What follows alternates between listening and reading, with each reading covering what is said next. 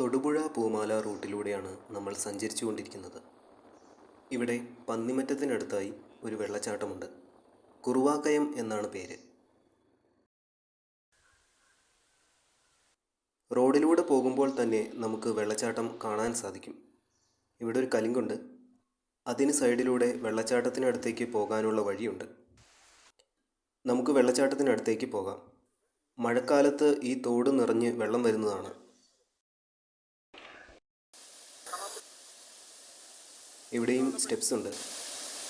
ഇതാണ് കുറുവാക്കയം.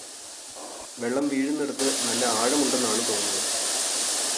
മഴക്കാലത്ത് നിറഞ്ഞൊഴുകുന്ന തോടും വെള്ളച്ചാട്ടവുമാണ്. വെയിലേക്ക് തിളങ്ങുന്ന വെള്ളം. നല്ല വെയിലാണേലും ഇവിടെ വരുമ്പോൾ തണുപ്പാണ്.